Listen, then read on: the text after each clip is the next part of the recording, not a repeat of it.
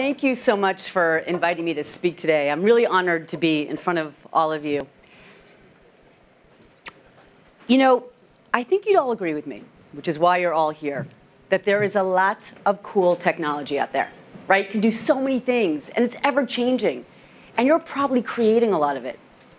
But what gets me most excited is how meaningful it is, and how deeply, deeply human. It allows us, in many cases, to unleash and assert and express deep-seated human needs and desires, in some cases like never before. And if we can just tap that meaning, we can connect so deeply with our friends or our followers, or even those hard-to-reach users. Now, at this point, you may be saying, come on, sister, like meaningful, human, what are you talking about? And I totally get you. Because when I first started out at Google, I had a big challenge on my hands. This was 6 years ago. I was tasked, me and my team were tasked to bring to life brands in the digital space through content and technologies and applications. And here I was looking at all this technology, all of these devices and platforms and channels, and I'm thinking, I don't get it. I don't even know where to begin. Everything looks really gimmicky. This sucks, and I'm screwed. And then it dawned on me, Pözner, stop looking at what people are doing and start looking at why they're doing what they're doing. Why do they love their phones so much? Why are they watching that crazy video? Why does it take so many clicks to get to a sale? You see, if we could understand why people are doing what they're doing, not just what they're doing, right? But why? What is the meaning behind their behavior?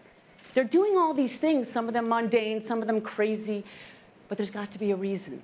And if we could understand that reason, if we could get underneath the surface and understand the value of all these places and spaces, then we could know what to create. We could leverage that meaning. In other words, if we could get the why, we could so much more easily get to the how. Now the question is, how do we get that why? Well, I partnered with the very people who spend their lives decoding the whys of what we do every day, anthropologists. And I actually studied social anthropology, so I'm partial to it. And we went into the field and conducted ethnographies and tried to understand all of our deep relationships to devices, whether it's phones or social media or video or VR. And what we learned was fascinating. And I wish I had all day to share these insights, but I have about like 10, 15 minutes. So I'm going to share with you just a few and show you how these insights can lead to business building ideas. And maybe, just maybe, you'll walk away knowing a little bit more about yourselves too. Okay, let's begin. Our phones. We can't live without our phones, right? I see some of you are on them. They are so functional. There is no way I would have gotten on this stage on time without my map app, without my ability to text, without my alarm, right? I mean, they let us do so many things, but the nature of our relationship goes far deeper than that. And I'm going to show you just one way in which this is so. Yes, we can have Hangouts or FaceTime with people from Timbuktu, Tel Aviv, and Tokyo all at the same time. And yet, we still have a fundamental need to want to connect to the physical places and spaces that surround us. That's why we care about decorating our home or the local bar around the corner. These places ground us. They serve as our emotional compass. Even Winston Churchill said, we shape our buildings, and afterwards our buildings shape us. Every place has our memories attached to it, and these memories constantly remind us of who we are. Now, there's a term in anthropology that describes this act of adding meaning and value to local places and spaces, and it's called placemaking. And our phones allow us to placemake like never before. Thanks to the ability to text, to locate, to investigate, to take pictures, all of that allows us to placemake. Now, I'll give you an example. So I live all the way across town, right above Hell's Kitchen, with that lady right there. And I walk to work through Hell's Kitchen to Chelsea. And if you've ever been to Hell's Kitchen, you know it's been gentrified. And it's basically restaurant after restaurant after restaurant. So I'm walking to work, got my earbuds in, got my phone out, I'm probably texting, listening to music. I ignore the restaurants. They're like wallpaper. But imagine this. The light changes, I have to stop. Right then and there, I notice a restaurant. I've never seen it before. Okay, so through the portal of my phone, I can figure out, what is this restaurant? When was it founded? Who's the chef? What's the cuisine like? I start getting interested. Maybe I go onto Yelp. I figure out what the dishes are like. Look at the pictures, and I get interested. So then I text my buddies at work saying, you know what? I'm going to be late. I'm going to miss the morning meeting because I'm going to go in and have a late brunch. So I walk inside the restaurant. Thanks to Yelp, I know exactly where to sit. I sit at this beautiful table, and the light is streaming in, and then I order this dish, and it comes out, and it's beautiful, and it's colorful, and it's sizzling. So what do? I take a picture of it, right? And I send that picture out into the ether to my social media friends, and then immediately I get a text back from my girlfriend saying, oh my God, I love that restaurant. That's where my husband proposed to me. And oh yeah, add some chipotle sauce to the dish. It'll taste so much better. All of that texting, that investigating, that picture taking, all of that allowed me to add meaning and value to a place I normally would have just passed by. That's placemaking. And a couple years ago, there was an app that was developed that totally got this insight. It's called Field Trip. And what Field Trip is basically a way to offer stories around physical things, places that you pass by. So through the portal of your phone, you get a story about a monument or a building or a sculpture, turning a regular street into a living museum. So cool. So if placemaking is one of the whys, we probably don't even realize it, right? It's one of the whys of why we're so attached to our phones. What's the how? What do we do with that as a marketer or as a content creator or as a technology developer? Recognize people's desire for placemaking. Find a way to help people dimensionalize their neighborhoods because they want to do that, and they want to do that through their phones. Now, a great example of a brand that did that, and it's a few years old, but who's not going to love this brand? Bob Dylan. Bob Dylan's a brand, right? And he had to promote his new album, The Tempest. So what did he do? He didn't do typical record promotions. No, he created an iPhone experience only called Sound Graffiti, where in certain locations around the world that had significance to him and his music, you could unlock a song from his album. So not only do you get the surprise and delight of hearing a new song, but then you associate that song with that place, adding more meaning and value to it. That's placemaking. Now let's move from the small screen to the big one. There is no question that thanks to the digital space, and Google Art Project in particular, we now have access to the world's masterpieces like never before. Right? You can get up close and personal on the Mona Lisa. And yet, most of what we upload and download and share are picture after picture and video after video and clip after clip of everyday stuff, right? The dog jumping, what my buddy ate for dinner last night, a tire. I'm not kidding. I remember waking up, it was in Mountain View, and in my feed is a picture of a bus tire. Who cares, right? Who gives a shit? Well, when we investigated our feeds more closely, what we noticed is we don't just dump any picture in there or upload any video. No, no, no. We carefully winnow away and choose that image or choose that clip that shows that everyday thing in a slightly new light. Maybe it's positioned in such a way, right, or juxtaposed, so it looks a little different, like that hamburger or the tire. Okay, but I mean, it's still everyday stuff. I mean, yeah, it's positioned kind of cool, but like, who cares? Well, the answer is surprisingly deep. You see, since the beginning of time, we have all asked ourselves that gnawing question that always seems to crop up when we're sitting in traffic or filling out forms or waiting for that delayed plane, where we ask ourselves, is this all there is? Is this my life? I know I've asked that. I thought it was going to be more exciting than this.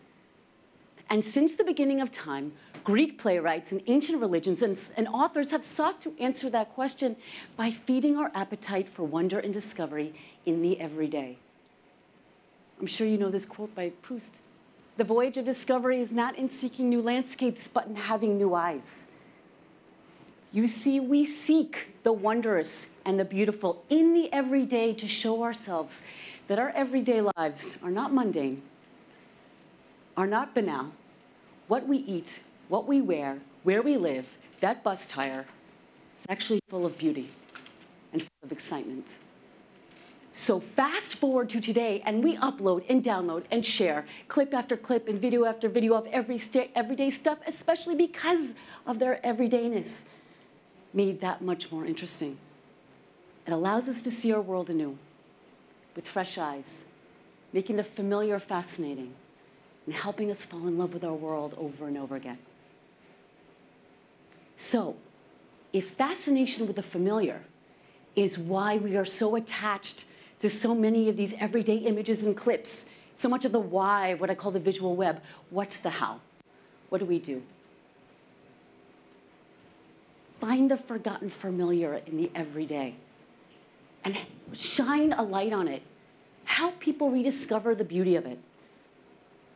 Now, a great example of this is a brand that was one of the first to really launch itself into the digital space, and that's Blendtec. Remember them?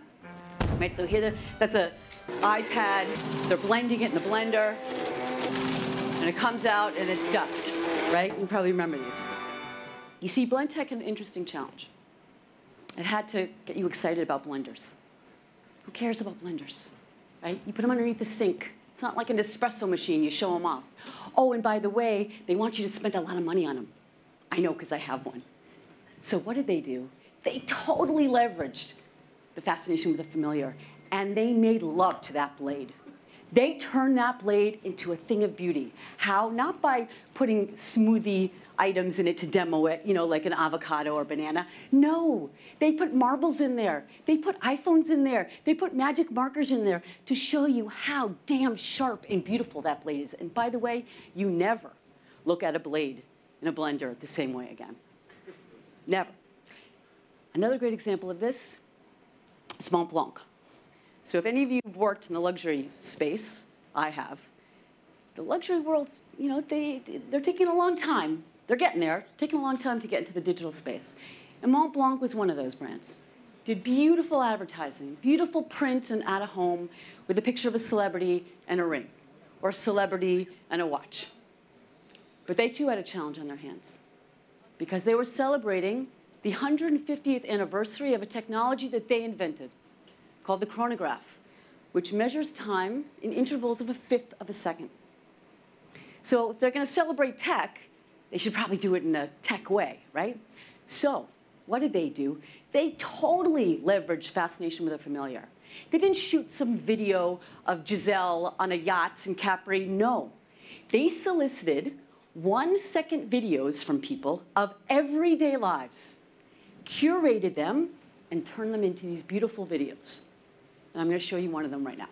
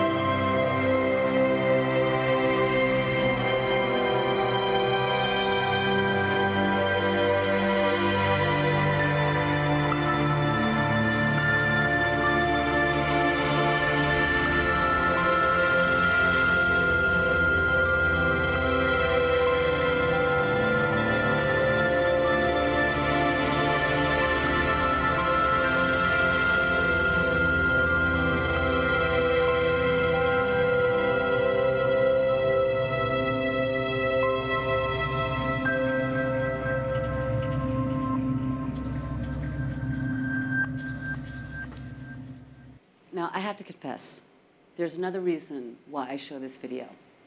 And that's because often from the audience, I hear this, I hear this kind of energy from all of you.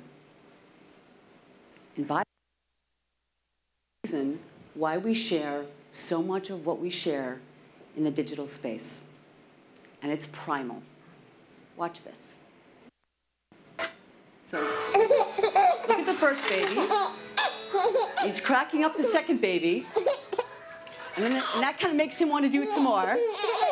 And and it goes back and forth for minutes. You see, we learn in our very earliest days of life that when we offer gifts of energy and happiness, this kind of feeling, we get so much more pleasure in return. What's the first gift of happiness that we offer as a baby? It's a smile. There's actually a term for it. It's called the social smile. And what happens when babies smile at their moms and dads for the first time? Someone in the front row. What happens? They smile back, right? And the baby feels this love, right? And so she does it again. And then she gets this energy back, right? She knows that she's loved. She knows that she's bonded. And this extends to our larger social network as well. We learn that by offering gifts of pleasure and happiness and this energy, this feeling, or this feeling even better, we get so much more pleasure in return because we know it's bonding us. We know it's connecting us. So when we see an energy-inducing, laugh out loud video or clip or meme, we can't just watch it and put it down. No, we feel compelled to share it, right? Because when we share it, we're not just sharing it, we are sharing in it. And we're not just a consumer of this energy, we get to be a provider of it too, constantly fueling this connection we have with others. And we call this the energy exchange.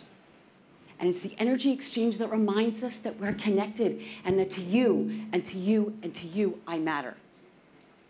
You know, so when our kids or our colleagues are watching one of these laugh out loud videos and sharing it, it's not just a frivolous waste of time. It's deep, man, right? So if energy exchange explains why we share so much of what we share, what does that mean for you as a content creator or a technology developer or as a brand? Gift happiness. It seems so simple. Be a source of energy because not only will people feel that much more connected to you, they will feel compelled to share it with others. One more question for the audience, and be honest. How many of you have ever, raise your hand high, have ever shared a piece of content, article, video, about feminine hygiene products? You know, sanitary tampons, like, right? Of course not. Why would you? I'll never forget this.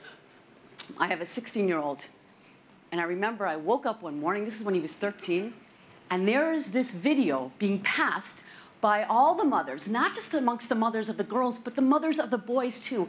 Why? Because it was so freaking funny. And it was for this brand called HelloFlow.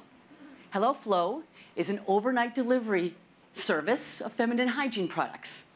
And their first ad, they launched it just online, and the first ad was called Camp Gyno, and as soon as they launched it, sales skyrocketed overnight. What I'm going to share with you is the second in the series, the one that was shared amongst the mothers. Have a look. First, Jenny got it. Then stupid Vicky got it. And I tried everything to get my period. Nothing. So, I faked it. Looks like Florida. Yeah, I got it. It's so red. Cherry Slush Club. Blood Sisters. They bought it. Hey, Katie. What's this? What do you think it is? I'm on my ladies' days. What do I think it is? Rubylicious nail polish. But she doesn't need to know that. We have to celebrate. No, we don't. Oh, it's family tradition. We're throwing you a first moon party. What the hell is a first moon party? Oh, it's one thing to lie to me, but to take that tone, it's on. Hi, do you make vagina cakes? Hello? Then, people started showing up at my house. Grandpa, nice to see you. Oh my God. You're so grown up. My grandparents, my friends. This is so weird. Good to see you. My mom's friggin' coworkers. There she is. Hey, I got you the super pack. These are coffee filters. Yeah, I wasn't sure what brand you liked. I just didn't expect my mom to be such a freak. Pin the pad on the period. All right, separate up. Pin the pad on the period? Seriously? Do you know how hard it is to find a uterus pinata? I used to like marshmallows. Not anymore. This next one's for Katie, and the weirdest birthday party ever. Mike, drop. I'm a queen bee, come get it. When things couldn't get worse, Surprise! my dad showed up. What are you doing? You're missing the magician. You need to stop this. No one is having fun. What are you talking about? This party is a hit. Your grandpa is bobbing for ovaries like a champ. I faked it. Well, maybe you should open this first. Period starter kit. Aren't you gonna ground me for lying? Why do you think I threw you the first moon party? Would she think I wouldn't know? Periods don't have glitter on them.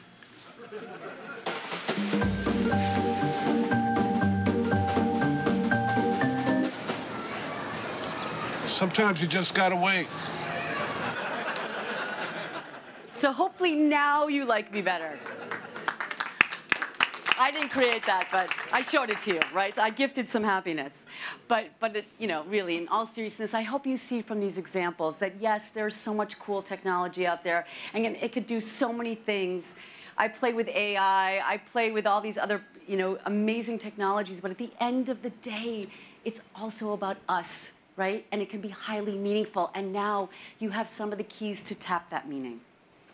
But probably more important than anything, I hope you see that technology can be an amazing way to understand human beings and be such a deep and powerful way to connect with ourselves, with others, and with our worlds.